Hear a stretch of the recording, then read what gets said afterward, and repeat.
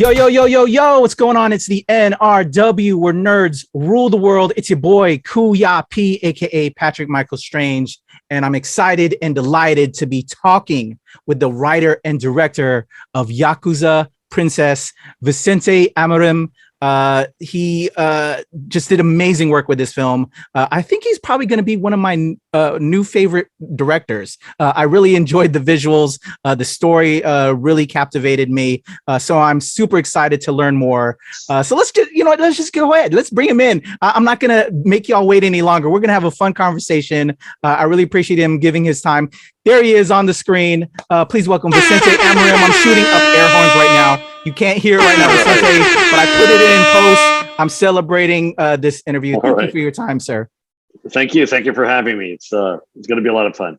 Definitely. So I have to know, this was an amazing film. Congratulations on its release. I believe it is now available streaming. You can get it on Vudu and Apple TV. Highly suggest everybody watching this, check it out. And then maybe check that out and then come watch this interview so you can get a little bit more detail. But it's now out there to the public. How do you feel about that? I feel super excited because, I mean, obviously nowadays and after the pandemic and everything the whole world has been through in the past year and a half, to get a movie out there, to be able to shoot a movie, do post on a movie, and get it out there for people to see it. I mean, it's a feat, regardless. To get it, to have it all over the world, so people can see what we put into this. It's even better, and I hope people have the same kind of great time we had shooting it, watching it. Exactly. It's why we do this as filmmakers, right? To create and entertain the world. So I thank you for putting this together. I certainly was entertained. So I want to know, man, I really enjoyed this. How did this project come together? Can you take me back to the start? How did this project come to you? I understand it was a graphic novel at one point, and then you then took the Strange to create, I guess, a screenplay for this and push this along? Yeah, exactly. This project started about three and a half years ago, more or less.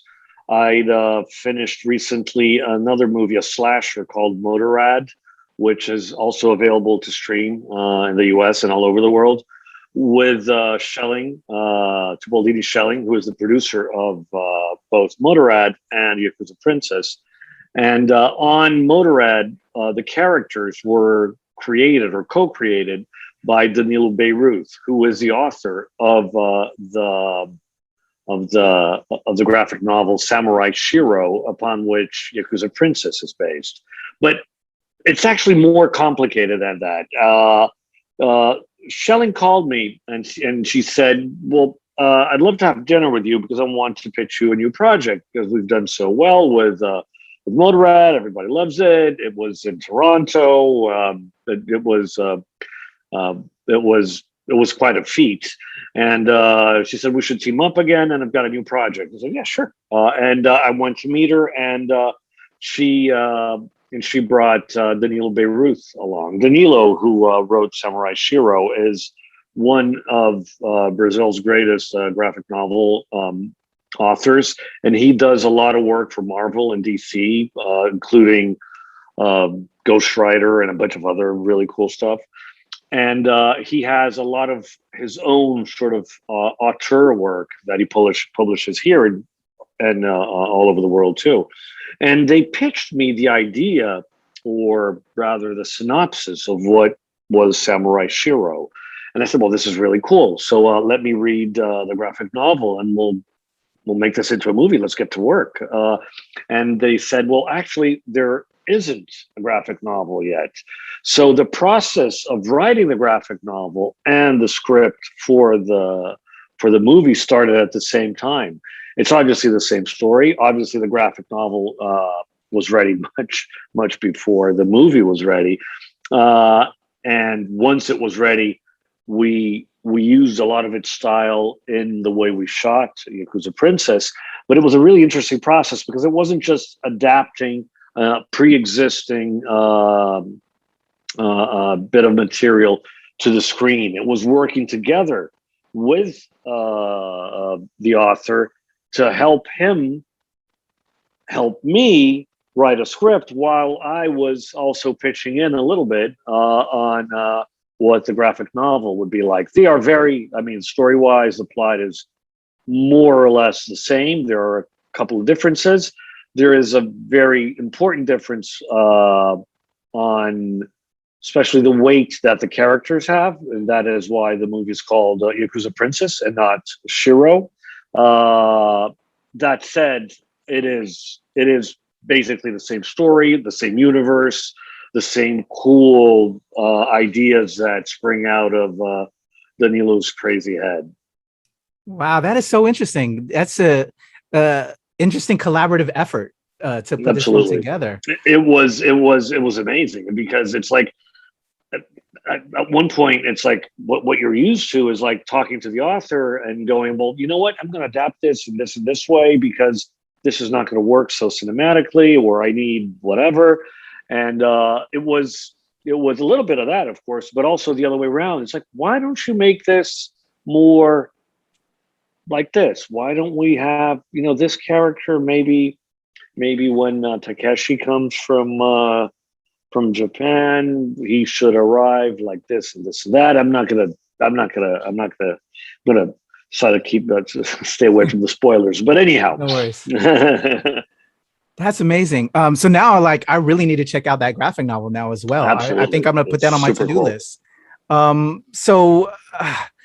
Wow, that surprises me. Okay, I just think that's cool as a film, because I'm a filmmaker as well. I think that's amazing of a collaboration to do that. So since you did collaborate in that sense, what kind of research did you do on his end, both ends, you know, because it seems very well researched. One of the things I did not know as I was watching the film, that Brazil was the largest outside of Japan of having such a large Japanese population. That was amazing to me. I never knew that. Well, I'm a huge fan of Japanese cinema and Japanese culture in general. And this is actually my second samurai movie, or my second Japanese-inspired movie, let's put it that way. I 10 years ago directed a movie called Dirty Hearts, which is set in the Japanese community right after the Second World War. It's a completely different story. It is somewhat of a historical drama with a lot of action and a lot of swordplay in it also, but very realistic in that sense.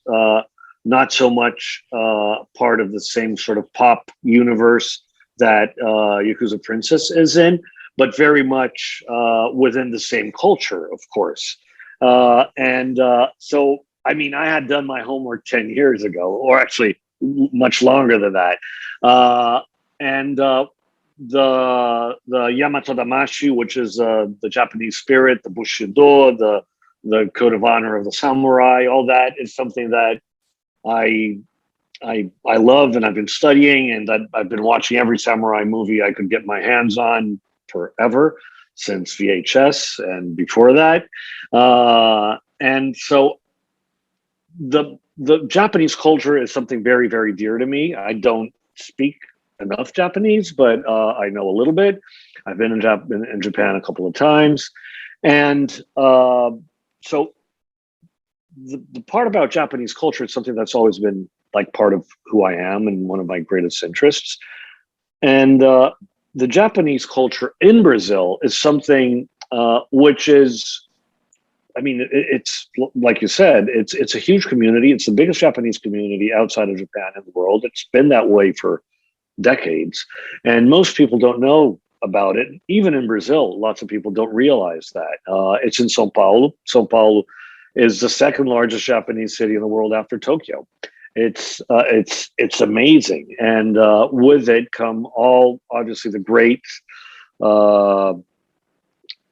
everything that is so great about Japanese culture, including, of course, some other traits, some other characteristics like the Yakuza, which has been present here for a little while also. And so that kind of research, the research into the Bushido, the Yamato Damashi, the idea of which is something very dear to Japanese culture, which is a sword isn't just an implement. It is always a character. And that is something that I wanted to bring into Yakuza Princess. It's not just like, oh, the sword is something she's wielding and she uses to fend off her enemies. I was going to say bad guys, but you know what? Maybe she's not that good either. So it is not just symbolically, but quite concretely a character in itself. So yeah, a lot of research was done. I exchanged a lot of what I knew already about Japanese culture with Danilo, the author of the graphic novel, and of course with Shelling, the producer. And we had also Japanese American writer who helped us, Kimmy Lee. She worked with us in a couple of drafts of the script. So yeah, it is very well researched. What you see is what you get. Of course, I tried at the same time to create a universe of its own for the movie. It's not like you will land in Sao Paulo and find exactly what's in the movie, because we wanted to create something that is very much anchored in reality, but which works especially well for the movie. So we notched it up to 11. Let's put it that way. Well, I really enjoyed that, and I felt it. As an Asian American, it felt very well researched and in appreciation. So I have to definitely give you kudos for just doing that due diligence, which most films, kind of just give a little bit of gloss and just kind of throw some, some slights to it. It showed some appreciation and respect. So I definitely got to give you some thanks for that. Oh, absolutely. It's part of the story. Listen, part of the Japanese culture is part of the Yakuza Princess story. So it couldn't be any other way. I mean, it would be an impossible movie and an impossible graphic novel if we hadn't done the kind of research we did. It's not just because of course, that's what you said is fundamental, but I mean, yeah. It really helps the foundation of everything that you watch on screen. Definitely. So this amazing cast, you have Masumi, who plays your lead in Akemi, and Jonathan Rhys-Meyers. Can you tell me about casting this film, which to me as a filmmaker is kind of the funnest part of it. After you kind of get your script together, you know what you want, is in casting. I love casting. Can you talk about just finding the people to play these roles? Sure. Well, obviously, it wasn't easy to find Masumi. I didn't know about Masumi before we started the casting process, and we needed an actress, Japanese American actress, who was fluent in both English and Japanese, with some sort of knowledge of martial arts, and with the right look, attitude, age, all that. Well, it's not like they're a dime a dozen. It's something really tricky. I mean, we went to Japan, we looked over there, we found a couple of interesting options. Well, we looked here in Brazil, we looked obviously all over the US, and at a certain point, I was like, well, you know what? Maybe we're not going to find one actress that has it all, because maybe I'm asking for too much. Maybe there isn't such an actress out there, because I mean, especially like the bilingual part of it, and being an actress and having notions at least of martial arts. It's like, I mean, you've got to maybe let a couple of those go, and and sort of make up for it some other way. And we were about to do that kind of compromise when Shelling, the producer, sent me a self-tape that a casting director, a friend of his, had sent him for this girl I'd never heard of. And I watch it and I go, well, this is it. This is Akemi. We are set. This is we look no more. Let's go get her, go sign her, go get her on board. And we were very, very fortunate to get her. And on top of everything, she is, of course, and primarily a singer, which made for a great scene at a karaoke bar close to the beginning of the movie, which was just going to be like a scene of a fight and a karaoke bar. It became also something much bigger, quite an interesting musical performance of a song by Masumi herself, by the way. Oh, Yeah. So that's how we got Masumi on board. And what's really like is that Masumi, she is married to martial arts, an actor who is also a martial arts champion. So he helped us a lot. We had, of course, a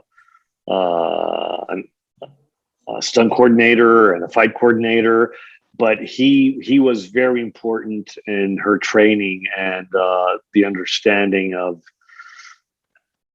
what it takes to do that kind of move. And she is so disciplined, and she's a natural. It was great.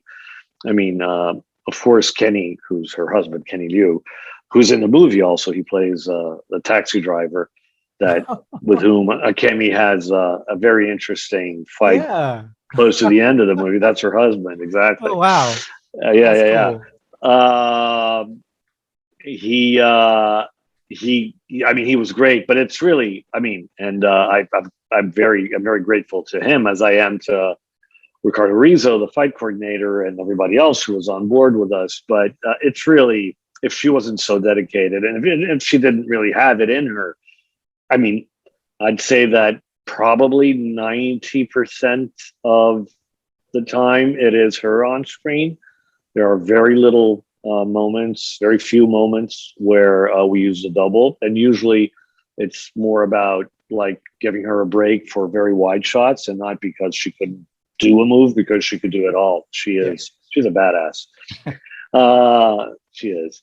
And then, of course, Jonathan Rhys Meyers. When we started thinking about who we wanted for Shiro, I told Schelling, I said, listen, I mean, it would be great to get someone like Jonathan Rhys Meyers, but you know what? It's probably impossible. He's probably too busy. Maybe he won't want to come to Brazil. Well, it turned out that he read the script and he said, "Yeah." That's So yeah. So and it was great, and he was great, and as everybody knows, he was in Vikings, and so he had a lot of experience with not just because of Vikings, but with Vikings he learned a lot about swordsmanship, and he is a great actor, and he has perfect look and that intense attitude, and he was just a delight to work with, and he added so much to the character. There is actually, to be fair, the film has thankfully gotten a lot of very, very good press, and there's a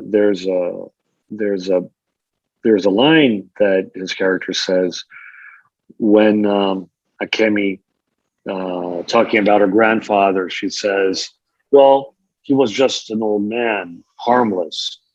To which Shiro replies, "There are no harmless old men."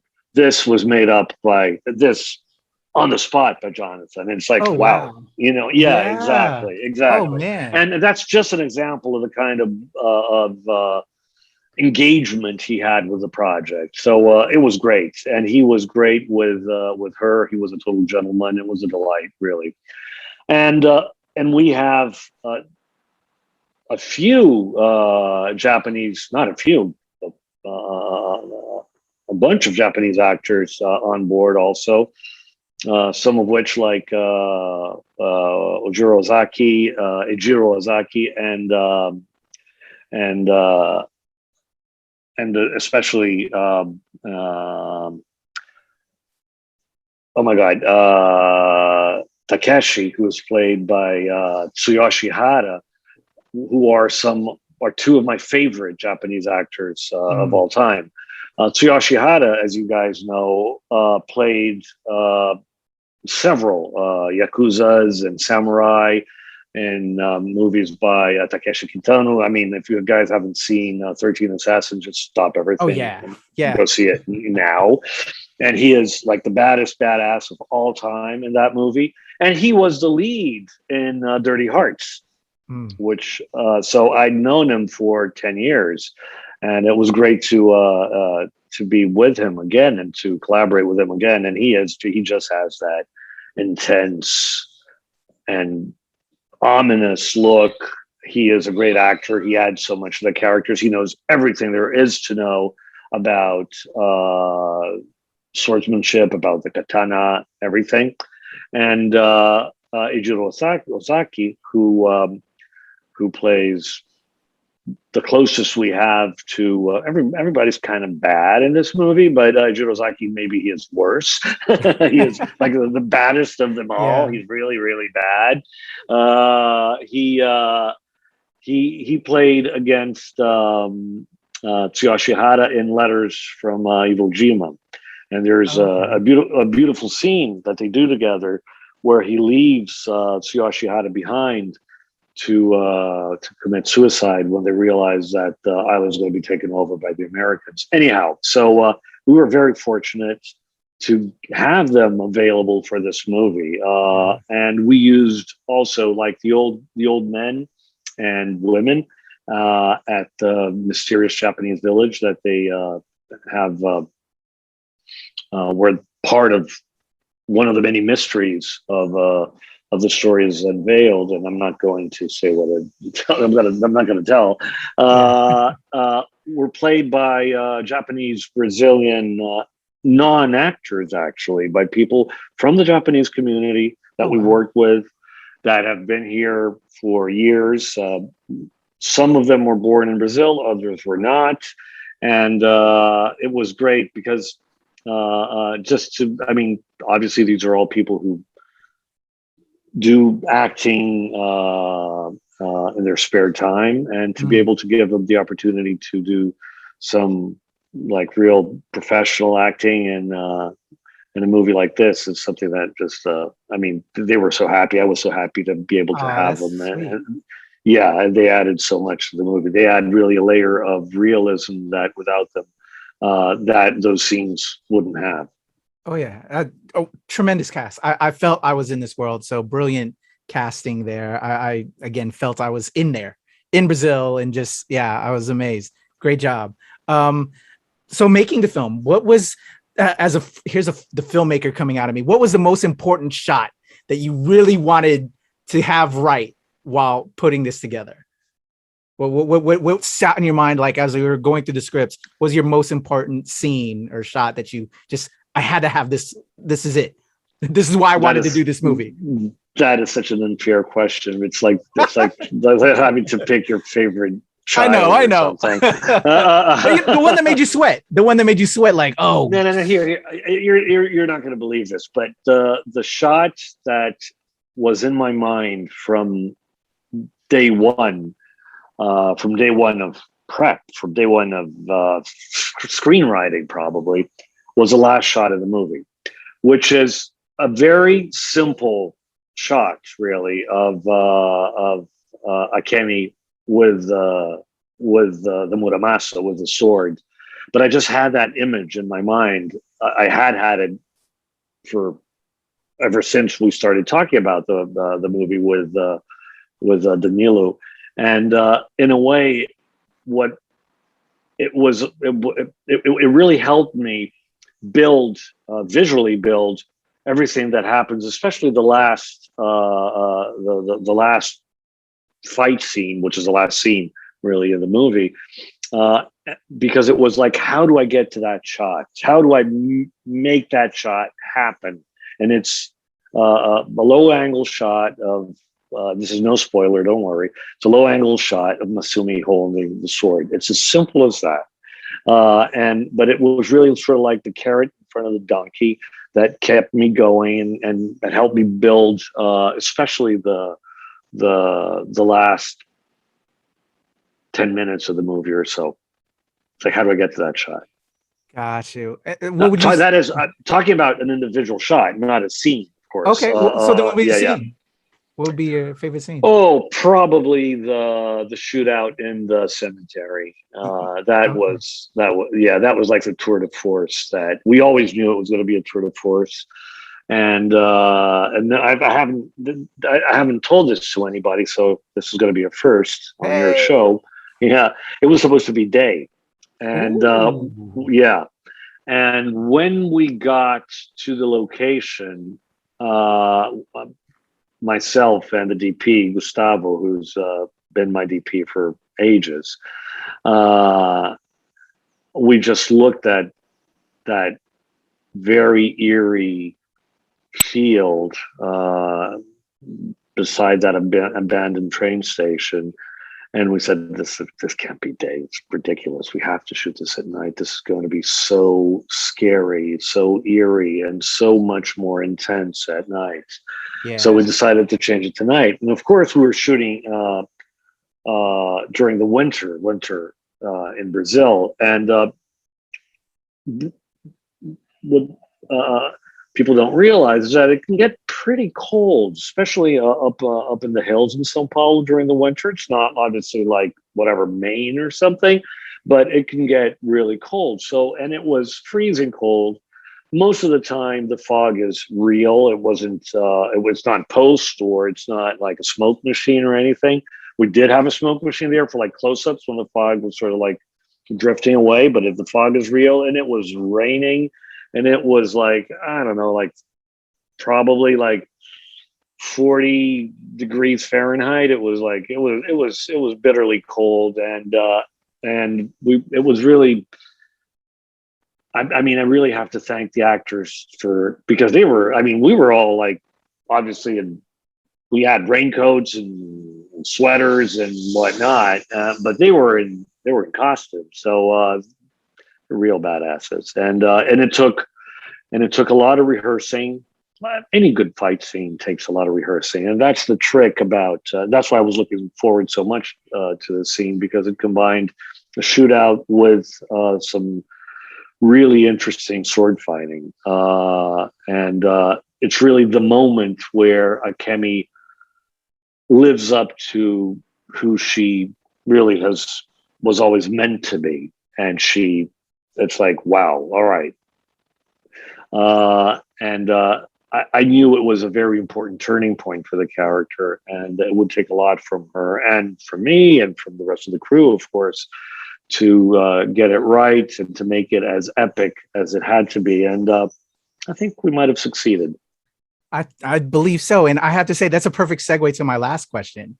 I think this was kind of like the origin story. And again, we're throwing it back to comic terms. This is based off of a graphic novel. And although it was collaborated between you and Danilo, if I'm not mistaken, yep. I wanted Yakuza Princess too. And by that last remark that, that Jonathan ad-libbed there, I think there's story there, like, to build upon. Well, have you thought about it at all? Absolutely. Let's see. Let's see what happens. But yeah. Everybody go watch it. Go watch it. Yeah. Go watch it. That way we'll get it too. Definitely. Well, Vicente, this was amazing. Thank you for your time. I really appreciate you sharing some of the anecdotes and in putting this film together. Again, I really had a great time. And again, as an Asian American, I appreciate the background. I felt I was in this world, and the healthy respect that was there given to it. This was a lot of fun, and I really appreciate you, sharing some of the background on this. Great. Well, thank you for having me. This was a great time giving this interview. Thank you. Thank you. Definitely. If you could come back, if we do get a part 2, I'd love to chat again. Absolutely. I'm game. Excellent. Vicente Amorim, check out Yakuza Princess. It's now available on Apple, Amazon, streaming everywhere, wherever you can find it. Please check it out. It's so amazing. Kuya P, NRW, where nerds rule the world. We are out of here. Thank you so much. Bye-bye.